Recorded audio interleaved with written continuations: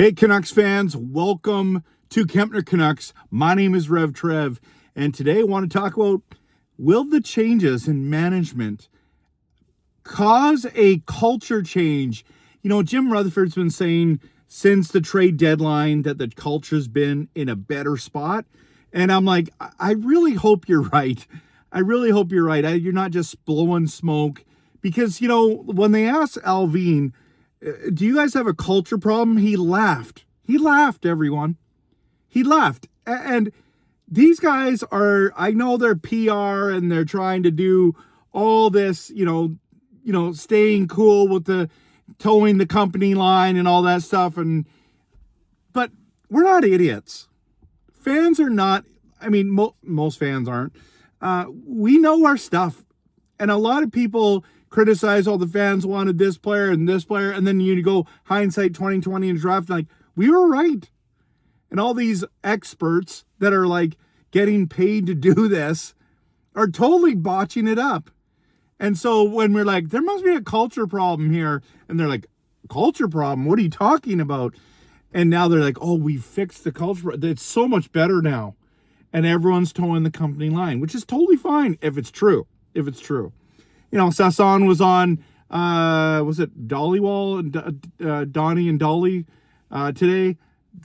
Good segment talking about how much better it's been. You know, didn't like the losing that they had. Of course not. Nobody likes this kind of a season. Not the fans, not the players, not the owners, not the management. Nobody. Coaches don't like it. Everyone, you know, winning solves everything, right? But it's hard to win because every team's trying to win in the NHL. The thing about these moves with the Twins and with Ryan Johnson is it's great. Don't get me wrong, and I think we're headed in the right direction, okay?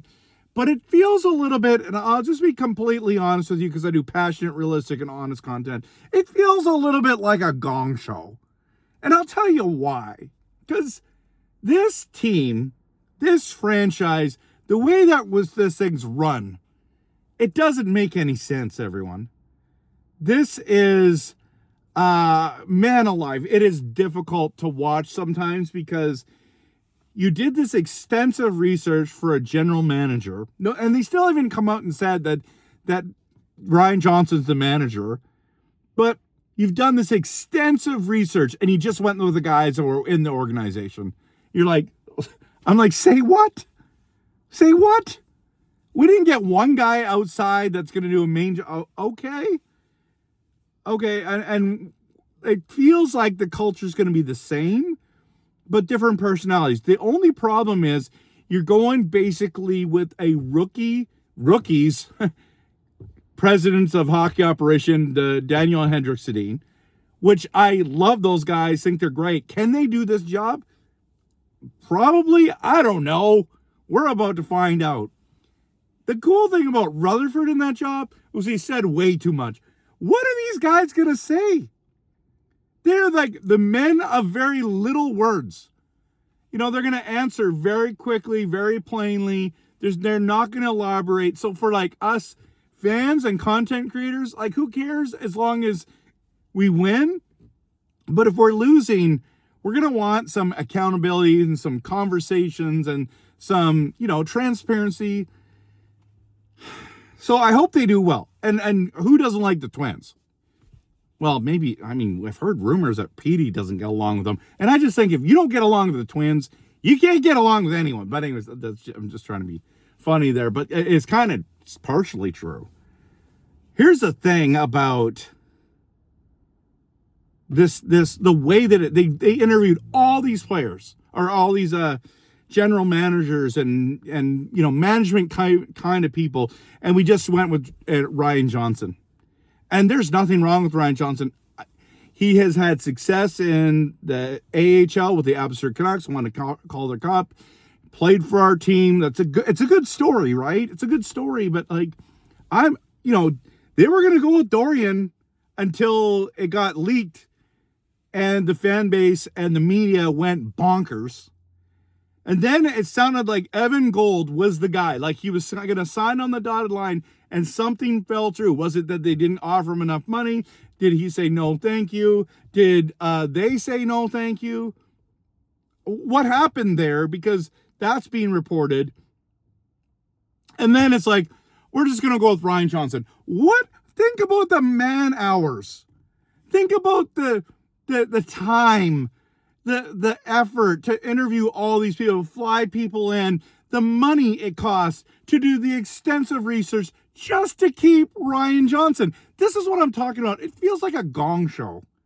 And being a Canucks fan is so hard. We don't win.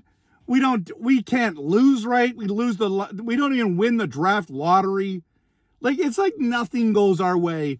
And so to save face, they're like, hey, let's just go with Ryan and let's bring in the Twins. Let's do that. And sometimes it works.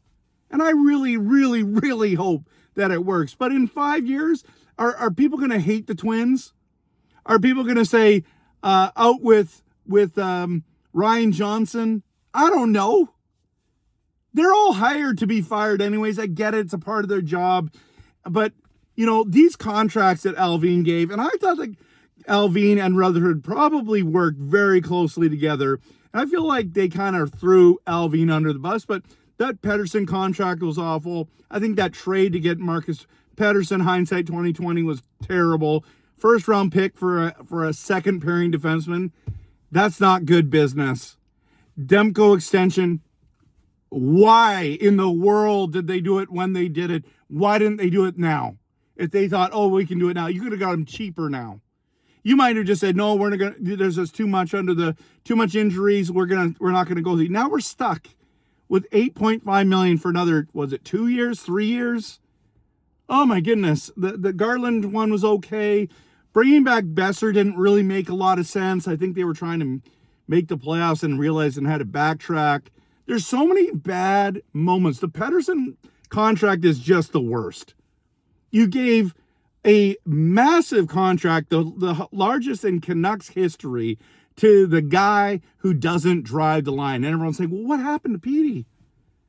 Man, he was so good for those few years. It's like maybe for 2 years. And it's like he played with other people who made him be better. Like Kuzmenko. Guys, we're talking Kuzmenko had 39 goals with Pettersson. We're talking about when he was on the lotto line with Besser and Miller. You notice that when Miller was gone, all of a sudden he didn't play well with Besser? Why didn't Besser and Petey play well together? Both talented guys? I don't get it. He doesn't drive the line. We're like, hey, we're going to give him this monster contract. Hey, he's a Swede. I'm a Swede. We're gonna give him the bank. That's what he owes, and he has just been terrible since he's signed that contract. And it's got to be on someone, right? So Alvin becomes the scapegoat. It's like, Rutherford, you are a part of those. Like, you don't tell me for 1 second that you're not in those negotiations. You're not consulting him whether they're going to give him a big contract. You're not in the conversation when it comes to re-signing Demko. Even the Lankinen one, it's like, now we're on the hook for him too. And it's like, well, I mean, he's a starting goalie. Well, he wasn't. Now, I like Lankinen. But it's a long contract. We're paying 13.5, isn't it, million for next couple years, next 2-3 years for goalies. And that's not even including Tolo Pilo. We might even lose him. Hopefully just put Demko on LTR. So I just feel like it just feels a little bit like a Gong Show. Like Evan Gold's going to be our general manager. Nope. We're just going to stick with Ryan. So why did you interview everyone? Oh, we're doing our due diligence. Okay. I guess that's the only way I can go with it. And I hope that Ryan has a very successful career. Are they trying to get him? Like, what's the plan for him? Okay. I don't really know. Now, listen, I'm doing it's an SUV video. Just had some time at my son's basketball practice, and he's working hard while I'm just out here ranting about the Canucks. But I'm excited about the Twins coming on, getting promoted. Hopefully that gets announced soon. Hope the RJ1 gets announced soon. Let's just move on. The draft is end of June, guys. Like they need to start working and get working the phones, figuring out what they're going to do, talking to the scouts, what's going to happen here. So very very interested to see what the Canucks are going to do. Are the Canucks going to trade up? They're going to trade down. They're going to just pick at 3. Who are we going to get with the Minnesota pick? The second round picks with San Jose picks and our picks. I'm very interested to see what happens with that. So there's going to be a lot of conversations going on. I'm doing tons of videos, everyone, as you know. So thank you so much for supporting the channel, for watching us. If you're here at the end, you deserve a pat on the back. Okay, give yourself a pat on the back. Appreciate you, and I'm so glad that you're here. So glad that you're consuming Canuck content. What are we? Middle of May. The long weekend's coming up this weekend. Excuse me. I just gotta have a sip of my. Oh, last sip. Cherry Coke, 0. Cat. May long weekend coming up. It's gonna be a good weekend. Anyways, don't want to keep rambling on. Appreciate you. Let's believe in blue. Let's we've embraced the tank. We're trying to embrace the rebuild, and hopefully we're moving the right direction. And of course, always go Canucks, go.